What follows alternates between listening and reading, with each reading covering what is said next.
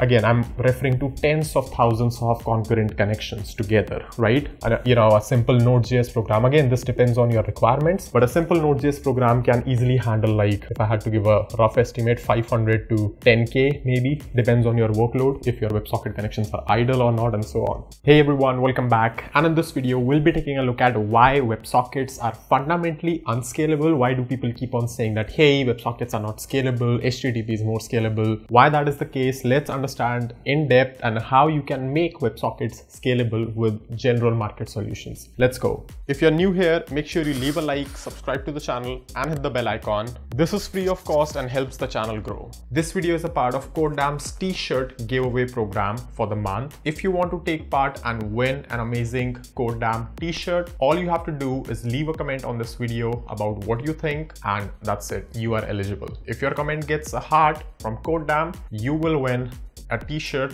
for absolutely free. Now, before actually getting into WebSockets, let's actually get into scale. What does scale actually means? So there are two kinds of scaling you will see on, infrastructures. The first one is horizontal scaling and the second one is a vertical scaling. Now, vertical scaling is a type of scaling where you keep on adding hardware. That means you keep on increasing your RAM and your CPU, mainly because these are the only two bottlenecks which you will see on server, and CPU in some cases more, RAM in some other cases. But in vertical scaling, what you do is you're probably running a very strong single EC2 machine or whatever machine, and you just keep on pushing its hardware up and up. And there is a physical limit on how much you can push hardware, right? Beyond a certain point, it has diminishing returns. So this is not an optimal solution for web scale services. For example, you cannot probably run Amazon on a single server, right? Or Google on a single server, or any website which pretty much receives hundreds of thousands of hits per second on a single server, right? It's not viable.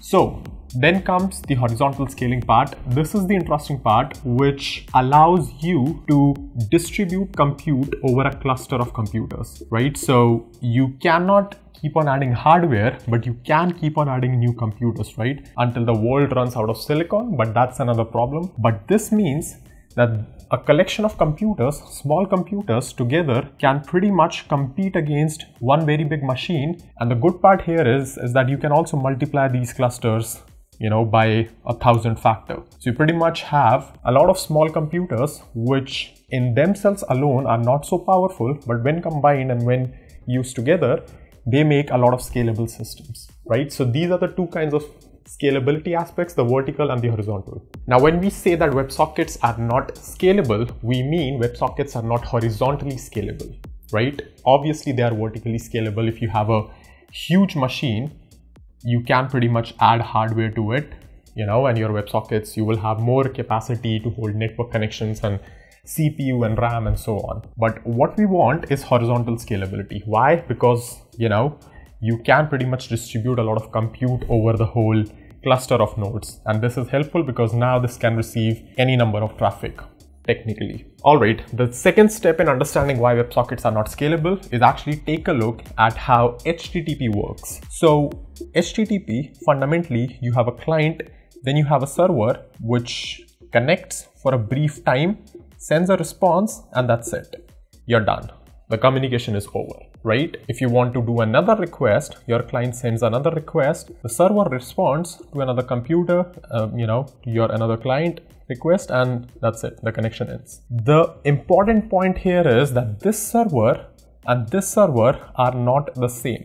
I mean, they could be, but they don't have to be. Why? Because your client, the information which your client sends, whatever the cookie or auth token or whatever, it's a complete state in itself. That means the protocol in itself can be stateless, right? This protocol, the underlying mechanism which carries this information is stateless because your server automatically can parse the state from the client. It doesn't need to be that same server again, because this could be a completely different server. Now, how does this benefit us? Take a look at the horizontal scaling. Let's say I have these 6 nodes running, as each of one of them as powerful as this one. And the first connection is taken by this, the second is this, and it's fine. I mean, it works, right? On vertical scaling, it might be a problem, but on horizontal scaling, you could pretty much assign a lot of these computers to different clients altogether, right? You're combining the compute power, and all you had to do was replicate your backend code on each of them, right? Which can be done with a click, right? It's not a manual process. Super easy. Now let's take a look at how a WebSocket connection works. So unlike HTTP, when you establish a WebSocket connection with a server, this connection actually stays alive all the time. This is a TCP connection. This is technically an HTTP connection upgraded to a WebSocket connection, but this connection right here, this pipe right here stays connected, right? This means, for example, if you want to take an analogy, you can have a client which connects a pipe for a split second to a server and then disconnects it and maybe connects it again, right? Then, disconnects it and then connects it again. This is the example of HTTP, right? Therefore, HTTP gives you enough time to swap this server with some other server, right? Or maybe add more servers to the bunch if there are a lot of requests coming in. WebSockets, on the other hand, if you're stuck with a server, that server is stuck. This pipe is not going down. If you remove this pipe, then the WebSocket connection would disconnect. And WebSocket is a stateful connection. That means once established, the client has to remember and the server also has to remember. Now, obviously for client, it is not a problem because at a given time, the user would not be having a lot of WebSockets connection open. But for server, a central server, which has a lot of clients to serve, this is a huge problem, right? And you can see all of these clients, which you see right here, they would be connected to a single server, or even if you have multiple servers, that's also does not fix a lot of problems. Even if you have multiple servers, you cannot upscale and downscale on demand, right? You could upscale, but you cannot downscale. Why? Because you can see that you're stuck with some connections here, right? So you cannot just remove this instance because that will remove all these connections as well. You could do that here because, you can set this instance in a draining mode or something, and once all HTTP requests are done, you can remove it. You can do that here as well, but it's a lot slower because a WebSocket request might take an hour to complete, 30 minutes to complete, 10 minutes to complete. I don't know how much time a client stays active, but HTTP requests are generally in seconds, right? You click a button,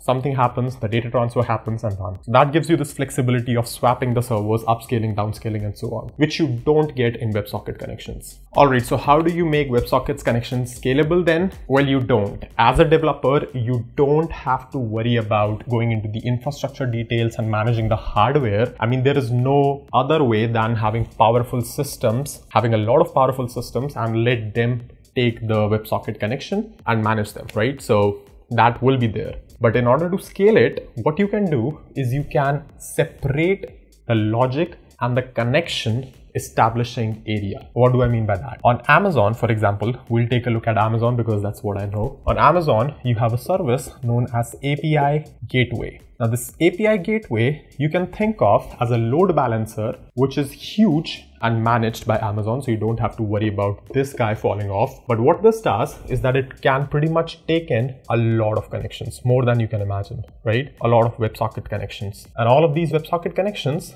are connected here, so the browser which is seeing, it is actually seeing a connected socket connection. But on the back end, in reality, what's happening is that you have multiple serverless functions called lambdas, and Amazon calls a lambda function on demand, right? And this lambda can call, a special function on API Gateway to send a message. So it calls this function whenever, this WebSocket sends a message. If it sends M, it's called M. Then it can respond at the same time or maybe sometime later. It can, push into an SQS, which calls another lambda, which pretty much does the job, right? So what's the idea? Why does the system make it scalable? So it makes the system scalable because we have pretty much offloaded the hardest problem to Amazon, which is how you can just maintain a WebSocket connection. Now the client right here sees a pipe established to API Gateway, but this communication which is happening at the logic layer is just HTTP. So these are HTTP calls made to lambdas, right? And we know that HTTP is scalable, so Amazon just implements its own scalability of HTTP here, and with lambdas it's easy. So API Gateway is again This, because it is huge, it comes with certain limits. For example, it cannot be idle for 10 minutes. That means your WebSocket has to send some message at least once every 10 minutes. I think that's the lowest payload. I mean, the highest amount of time you can set. And the second constraint which I remember is the WebSocket connection can only stay alive at max for 10 hours. I think 4 hours, not 10 hours. Correct me if I'm wrong in the comments. For 4 hours, you can keep this socket alive. This is a hard limit. That means after this, Amazon would forcefully drop this connection, right? Which is fair. I mean, because they also want to replace the hardware, right? Because this pipe is connected to some server, and let's say, you know, you just keep this connected for 10 days, right? I mean, that's bad for Amazon because they have to keep a server alive. Maybe it's just your connection and this has a degrading performance or something or whatever. But these servers which Amazon owns, they have obviously certain limitations compared to just a full-blown WebSocket server, but this is highly scalable, right? So you trade in a few things, which is a true WebSocket nature in your code for HTTP based calls, but you get a lot of scalability. And by scalability, again, I'm referring to tens of thousands of concurrent connections together, right? You know, a simple Node.js program, again, this depends on your requirements, but a simple Node.js program can easily handle, like, if I had to give a rough estimate, 500 to 10K maybe, depends on your workload, if your WebSocket connections are idle or not, and so on. But yeah, I mean, if you're developing a very small application which would not be used by more than a few hundred people, then you don't have to worry about the scalability aspect while implementing. But it's always nice to know how to do that when you are there, right? And all of these are managed services, API gateway, Lambdas, and you will find equivalents for them in other cloud services as well, for Google Cloud and Azure and stuff like that. But this is how it works, at least in Amazon. And again, some companies actually do this layer of work by themselves as well because of the API gateway limitations. But yeah, I mean, this is probably out of scope of this video because I don't know how to set up an API gateway like infrastructure, right? You would only need to ask Amazon or some heavy high traffic cloud provider on how to implement this. But yeah, for us, for developers, that's what we use, at least for now. So that is all for this video. Hopefully you got some new insight on WebSockets and how to make them scalable. If you liked it, make sure you leave a like and subscribe to the channel. Thank you so much for watching, and I'm going to see you in the next one really soon.